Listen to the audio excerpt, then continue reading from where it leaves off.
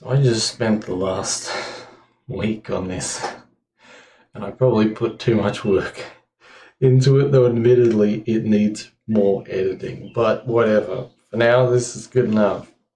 Here is an AI translation of the Baopuzi, and you might think, AI translation? That must be trash. No, it isn't actually. It's impressively good, considering I don't know if anyone is interested in the Baopuzi or whatever, but I tried to translate it myself 4 years ago before we really had AI and all that stuff, and my goodness, it is it's the structure of it is incredible because it's so simple and so poetic, and it's written in like this old Chinese poetic script. It is just, I mean, you could really analyze it forever. It's incredible. But anyway, whatever. So it's 737 pages. I could probably edit it down to a little bit less. And of course, we have a table of contents here. Now, I had to get it just legal disclaimer because it talks about a lot of interesting things, and also an acknowledgement because I got the original text off C-Text and they don't let you I think you can't re-upload their stuff, but also I don't think you're allowed to use it commercially, so I'm not allowed to sell it, and you have to have this thing. So this is the acknowledgement to them. Anyway, here we go, the inner chapters. So if anyone's been interested, I'll just read a little bit of it to give you an idea. It's the mystery is the first ancestor of nature, the great source from which the 10,000 distinctions arise, which means all things. It is so deep that one calls it subtle. It is so far-reaching that one calls it wondrous. Its heights crown the 9 heavens, its breadth covers the 8 directions, it shines brighter than the sun and the moon, it moves swifter than lightning. It's pretty cool, right? It's talking about the Tao, right? All things, everything, right? People think of it as God or whatever. The inner chapters are all about inner work, magic. It's got a bunch of history and people. I hope I got these words, the names right. Do excuse that if I got some wrong. And it's all about immortality and this kind of stuff. Pretty much the main thing is on here, the golden elixir. The golden elixir and returning cinnabar. These are the two supreme elixirs. The golden elixir, you would think made of gold.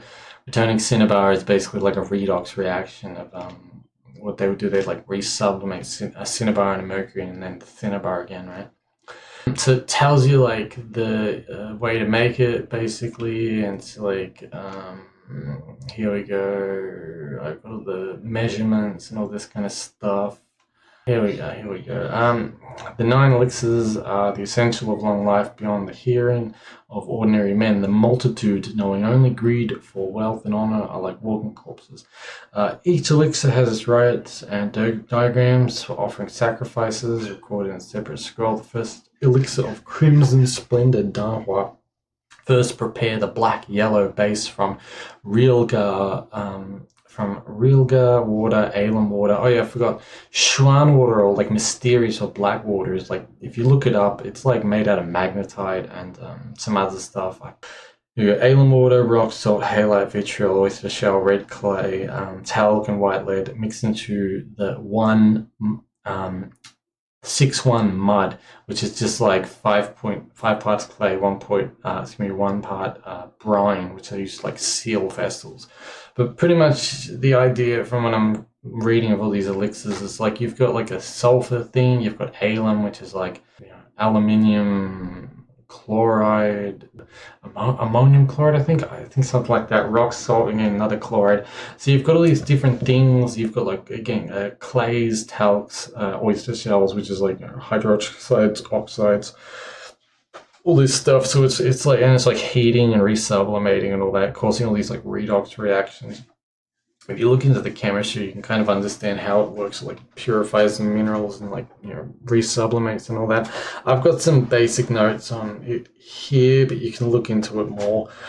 If you're into the elixir side, they talk about internal Neidan. I think in one of the last chapters of here, they go into they got all these books, just piles and piles of books, and I got the original names of them as well for you, and they have talismans too.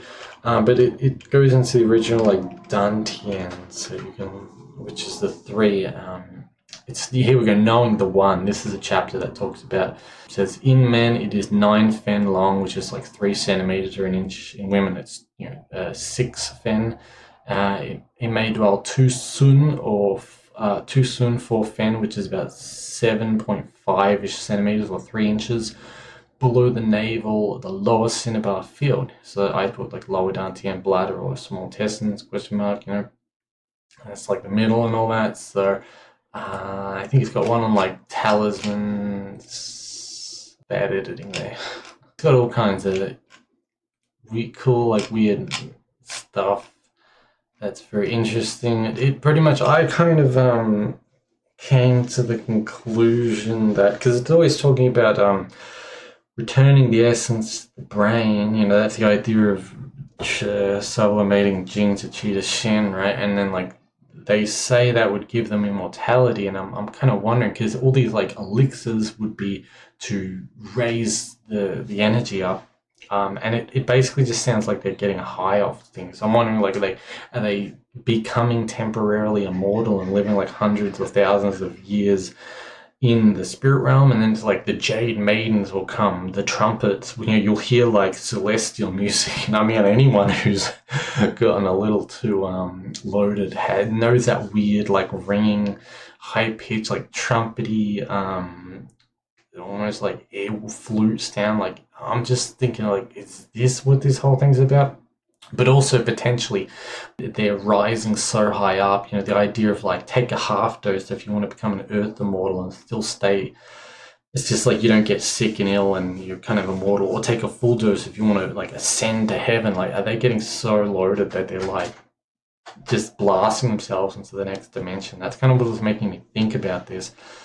They got a lot of, this one is cool because it talks about the divine farmer Shennong's stuff, and they talk about all the, here we go, among the minerals, cinnabars are highest in gold, silver, divine mushrooms are zhi, or like lingzhi, reishi, then 5 jade, mica, pearls, ryoga, I don't know what yuliang is, the divine surplus, I don't know, yellow sea witness stone, I don't know either, sorry about that, and it says stone cinnamon, all these kinds of things. Right, so they got like asparagus root, apparently that's a good one. And then they got like recounts of people taking them, they talk about it.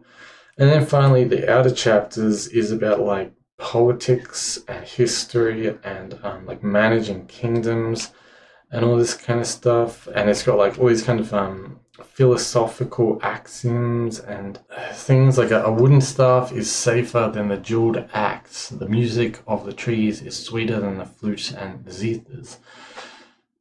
Coarse herbs are finer than rare delicacies. Cold springs taste better than spiced wine. Woven sandals are lovelier than red slippers. A simple robe surpasses brocade. So it's all these like little philosophical kind of things. And I mean, if you like history, like I didn't really understand how much history there is in this book. It's like, I think just keep like having a translation just for like historical people and reasons and all that is probably a nice thing, right? Because it's so much history, and it's like, my goodness, this Gehong or Baopuzi is very well read. So there's so much like wisdom and philosophy, and like, yeah, again, some of the editing is, I'm gonna be honest, some of it's not good, because getting this all out was like, it's like nearly 800 pages. So do forgive me, I'm not making any money off this. What? How many people are gonna read it? Like, I don't know, I assume like 10 or something, right? Yeah, we'll see, I don't know.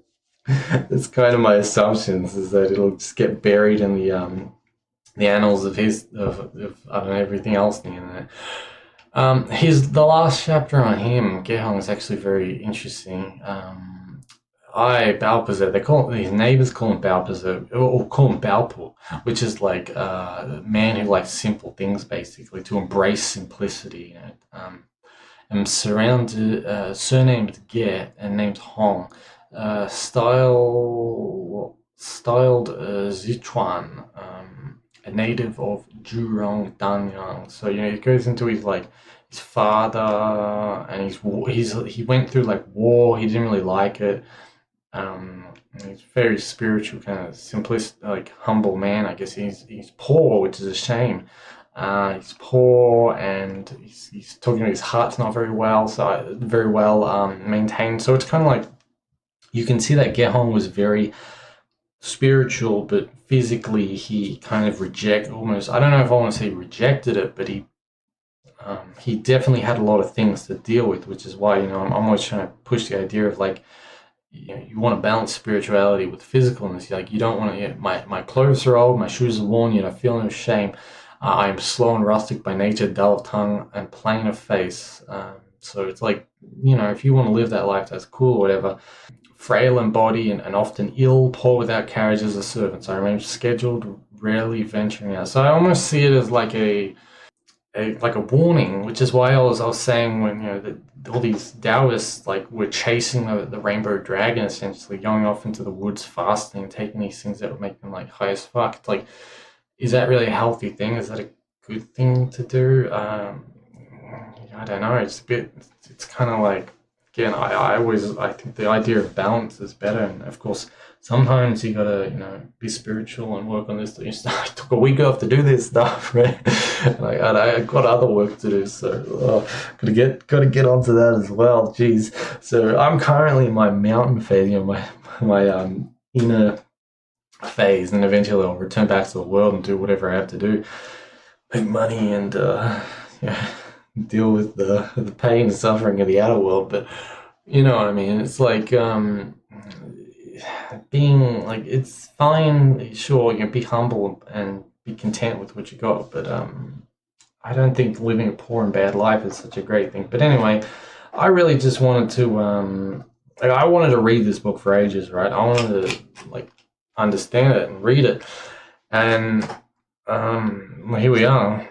And so anyone else who wants to read it as well, and I think I think Gehong's I think he wrote this book in his 40s or something. Like, he's so intelligent, so well written, so knowledgeable, and it's such a shame that it hasn't come out. No one's. I mean, it's a huge book, so it's understandable that. I mean, there's a couple. I think the inner chapters have mostly been done. You find like some Wikipedia articles in it, and I think like part of the outer chapters, it's just like no one's combined it all together, I guess. So here's a little bit of a janky combination, because bro, I just want to like sleep or something. I overworked myself getting this done.